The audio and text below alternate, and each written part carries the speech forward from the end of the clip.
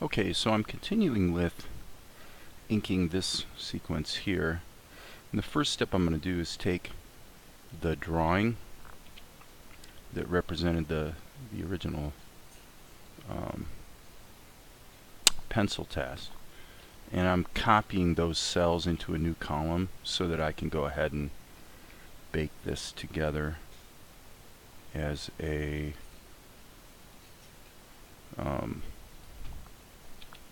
subx sheet. Okay, so that's what do I do here? Sorry. When it generates a subx sheet, it extends the subx sheet all the way to the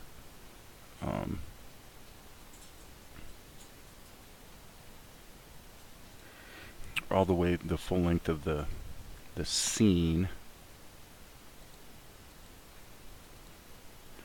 Okay, and because of that, I sort of got confused where I'm at. So just for my own sanity, I'm going to clean this up.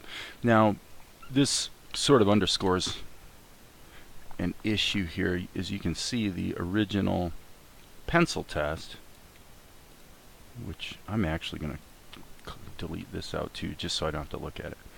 Okay, and why don't we put in a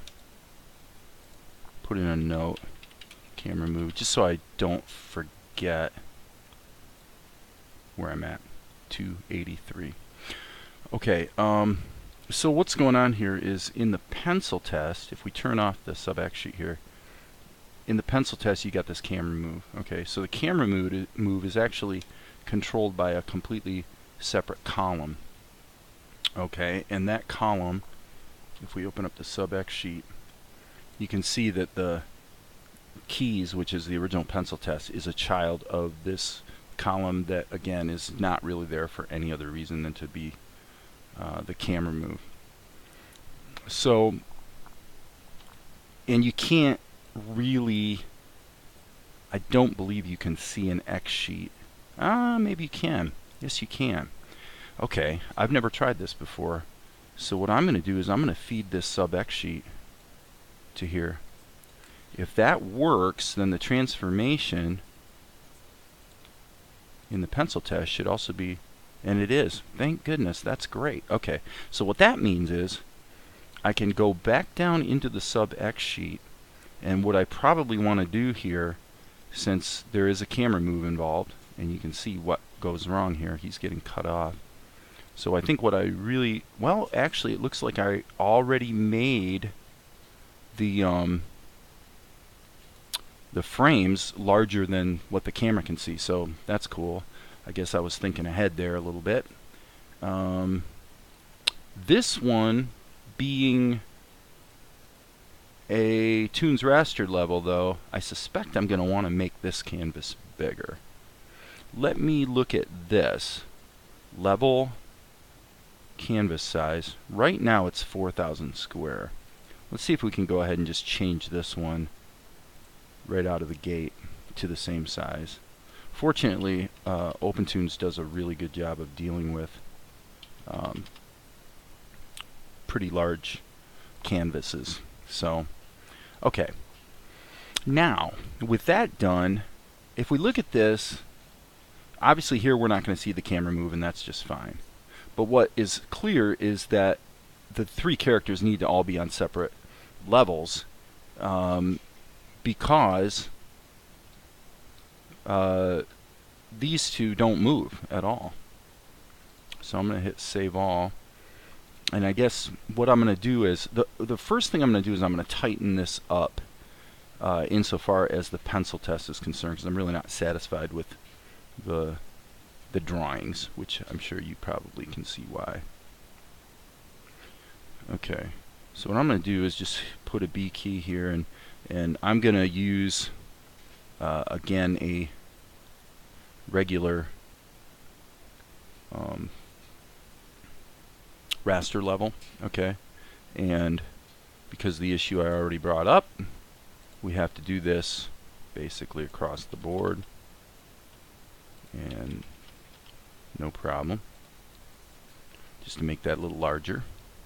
Okay, so what we're actually going to have here is only one drawing of Akari.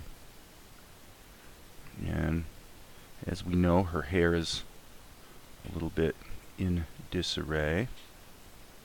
And she's got that sassy hand on her hip. And I'm just basically going to sketch in as best we can what we know her feminine anatomy to be. And I would say there's going to be a little bit of some curvature here, because she is a sexy young lady, of course. Alright, and she's wearing a nightie. Okay, so if her bosom was here, then probably the nightie would hang a bit. So I'm just going to kind of do it like that. One question that comes up is whether we can see the back of the nightie from back here. I would say yes. And alright, so okay, that's pretty good, I think.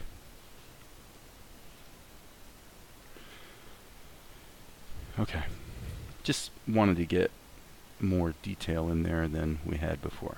So now the question becomes, well, why not go ahead and ink her? Okay, let's go ahead and ink her. And because the drawing is so straightforward, I think I can get away with using vectors on Akari. It's only one drawing. We'll see how it goes. If we need to convert it to Toonz raster, one thing to remember is we're not going to use the cleanup tool. What we're going to do is in the levels, go vectors to Toonz raster. So now the question becomes, do I want to draw this with the brush, or do I want to kind of use the shortcuts of the polyline tool? Seems like I've been getting more done faster with the polyline tool, so I'm going to do that. So the polyline tool for this type of thing is kind of interesting, because you're always creating this sort of simplified version and then going in and essentially editing it. Okay, that I definitely do not like. That needs to be nonlinear control point, I think. No, that didn't do the trick. What would this want to be? Let's set linear. Okay, linear is what has separate. Well, actually, when you set it to linear, it doesn't really have any Bezier handles. I'm going to go ahead and delete that one. And then what happens is, if you go ahead and wiggle it a little bit, then the Bezier handles appear. And so in essence, OPENTOONZ is giving you the opportunity to sort of change your mind. If I hit control, I can add a control point there. And I'm going to set that as a linear control point, so that I can just get some more curvature in here. One thing that happens is if you click but miss, you know, if you don't grab it, then like right here, if I click and don't quite grab it, everything disappears. So it's a little annoying, but okay. So now one of the reasons to use vectors is basically because of the snapping. The snapping's pretty good. And the other thing is we don't have to resize the canvas with the vector layer, because vectors are resolution independent, and the way OPENTOONZ puts that to use, if you will, is by having it possible to I wonder why that's not snapping.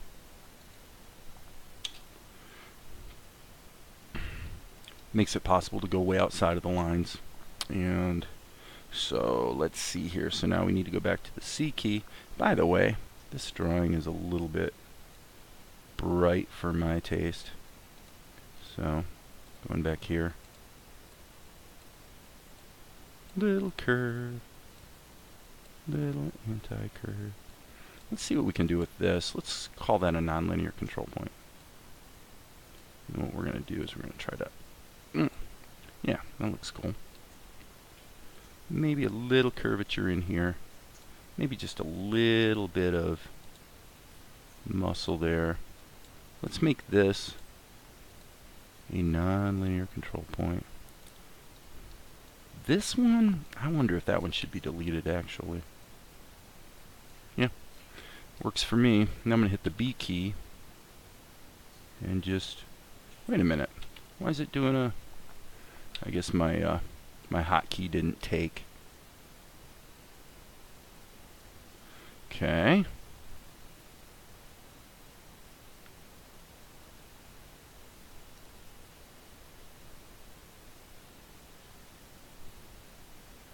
Now this, I guess I'll just go like that to close that up.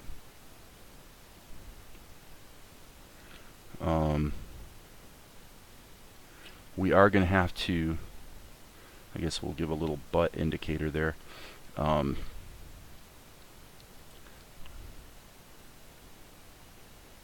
Okay, my tablet wingdinger didn't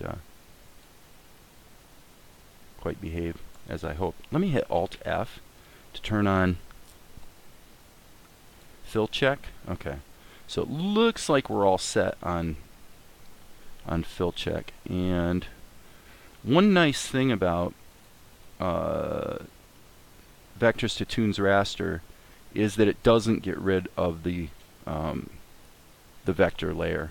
So now I can just go ahead and take this, and I'll call this Akari Vectors, which is probably dumb because it's, well, I don't know, it actually fits all in there. Okay, I'm just going to move this downstream where it's kind of sort of out of the way. But what we're really going to work with for coloring is going to be this Toons Raster version. Okay, so now I want to check the camera move. Okay, we do have a problem. Yes, we do. We do have a problem. Okay, and it's kind of a big problem. The conversion to a Toons Raster level did not preserve the larger size of the canvas. Let me check one thing before we go too much further. I wonder if, can you even specify canvas size here? No, it's grayed out, so I didn't think so. So the problem becomes, in this sort of scenario where we have a canvas that's much larger than the camera, so that we can have a camera move, all of a sudden we lose part of our drawing. Well, let's just do what we've been doing. Let's just change the canvas size to 4,000. You know, this is one of those things that makes you go, well, maybe I should have just inked it with Toons Raster in the first place, but no harm done. What I'm going to do is make this, I'm going to just use this as a guide.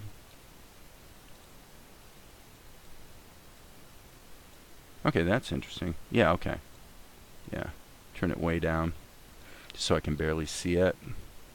And then, yeah, so there's our Toons Raster level.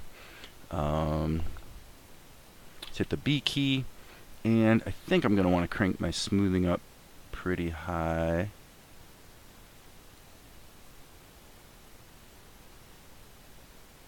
And we'll just kind of presume that that's going to close.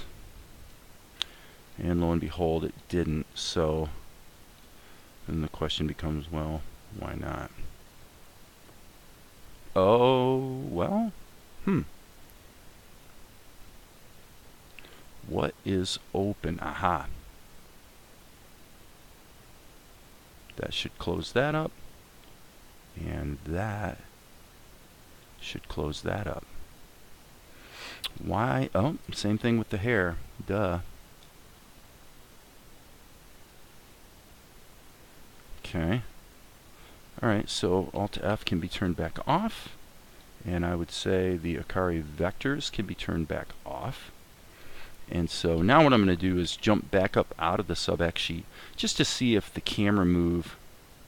Oh, okay, my bad. The camera moves. The camera moves up, so that means Akari's 90 as far as hanging down was never actually necessary. No big deal. Okay, so I guess just because for completeness and so that I'm not forgetting things, I'm going to go ahead and just erase that. Draw a line across there. That way when I fill check it, it still qualifies. Okay, so now the question becomes, do we want to go ahead and color her? No reason we can't. If we're going to, let's go in here and just steal all these colors. Okay, Control C, and then down into here. There's the Toons raster level, making sure. Okay. And I should be able to go paste. And I'm going to rename this Akari TR, meaning Toons raster. Alright. And then, as discussed before, we're not really giving any attention to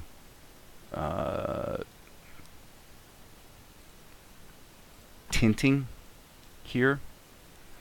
We're going to have obviously another layer for the shadows and highlights, but for this shot, her back is going to be largely in shadow.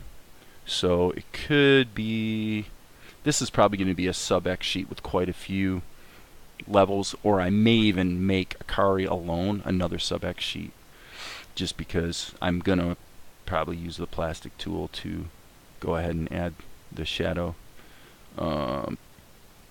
Excuse me. So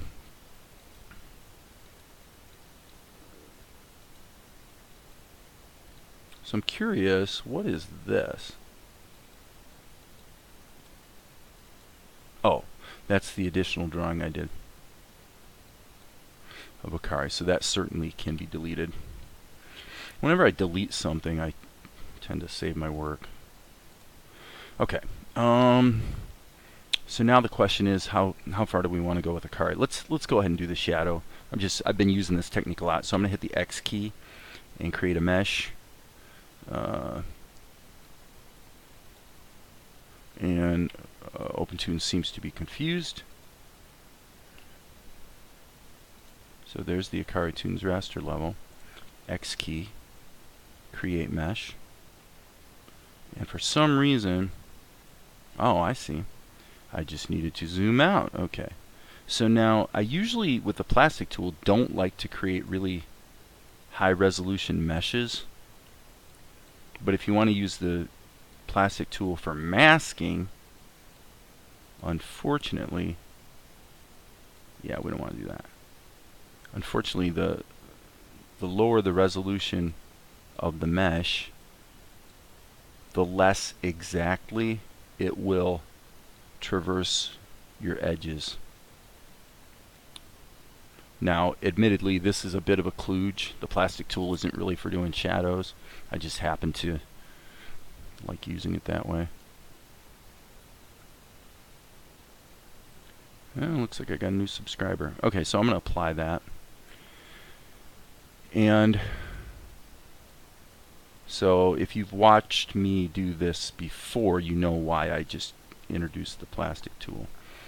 I introduced the plastic tool for the following reason. I'm going to hit the insert key here, and then I'm going to go B key, boom, and then with this really big brush,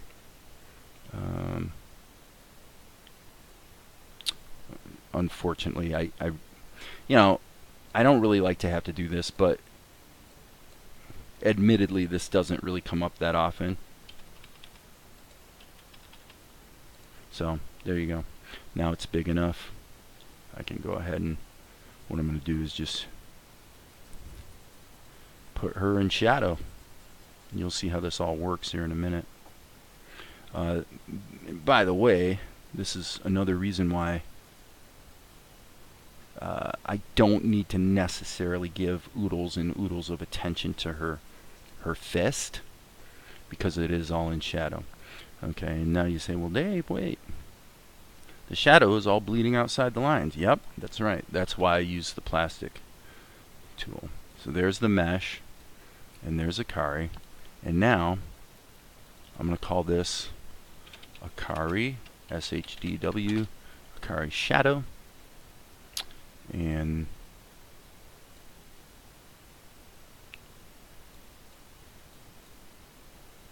where the heck is it? Akari. That's interesting. Okay. This abbreviates it. DW. It takes the last two letters of the name, which to me is a little goofy, but let's maximize the nodes. I don't normally do that because it is, whoops, oh shoot, I didn't mean to do that either. But it does let you see what your levels are. So now if I take this level, feed it back into the plastic tool mesh, now we've effectively clipped the shadow. And you know what? I think I just made a mistake. I did. Darn it. This is the same thing I did before. Okay. This was a mistake because with a regular raster level, you can't change the colors after the fact. So that was kind of dumb. Not a big deal though. All I got to do is erase and redraw. So you don't really want to see the schematic anyway, did you? I'm going to move it up to my other screen because I've given myself a little bit of extra heartache that really wasn't necessary. But what I just did was uncoupled the shadow back from the plastic tool, because otherwise it won't let me edit the drawing. So what I'm going to do is I'm going to take the same color that I just used. I've turned the alpha way down. Let's see how this works. Yeah, this isn't going to work. You can't use alpha on a Toonz raster level. So, or I mean, I'm sorry, on a raster level. So this is my silly mistake. I'm going to hit insert, and I'm going to insert a Toonz raster level, which is what I should have done in the first place. I'm going to extend this down. We're going to make this whole fix take like 30 seconds. And here's how we're going to do it. Level, canvas size, 4,000, 4,000. Resize it. Go here. Grab this palette entry. Can we paste it in? Yes, we can. So that's good. That means I can go ahead and delete the raster level that I was using for the shadow. And now I've got the same brush. And this one will respect the alpha in the color. So now I can go ahead and just deal with the shadow. Very nice. Paint that sucker in there. It's all good. It's all good. Okay. And then if I decide later I want to darken it up or whatever, I can do that. It's not even a problem. And this is going to be a fairly harsh shadow, I will say. Okay, so now back up in the schematic, what I'm going to do is, you can't see this, but what I'm doing is I'm taking, after I rename this column, AKSHDW. Okay, so in another column, I'm sorry, on another screen, all I'm doing is taking this Toonz raster level and I'm connecting it vis-a-vis the schematic to the plastic tool mesh. Now what's kind of interesting about this and unusual happening here in real time is that what I just did actually did not work. And I've never seen that happen before, I don't think. I took the shadow, fed it into the plastic tool, and normally that will now clip the shadow to the size of the plastic tool. So you can see, so the shadow should be, you shouldn't be able to see this part. Since you can see it, but yet it's connected properly, I'm going to call that a bug. And what I'm going to do is I'm going to save this and reopen the scene. Just rerun OpenToonz. So there's OpenToonz.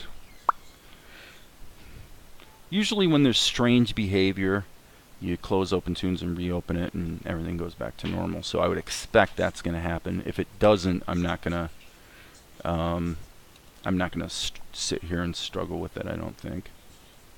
We'll just do the shadow in a different way. Because we could always do it with the with a compositing node. So let's get down to here. Down, down, down. Oh yeah, there's our mem. Oh wait, that's not our memo. That's a different memo. Here's the memo I'm interested in. Okay. So now, jump down into here. And as we can see, Akari shadow, turn that off, turn that back on, is not being constrained by the plastic tool. That's a new one. Let's have a look and see what's going on. Well, here we have the plastic tool. Oh, I remember. I'm sorry. My bad. This is something I actually realized yesterday. If you're going to use the plastic tool in this way, you do have to create a skeleton. I don't know that you have to insert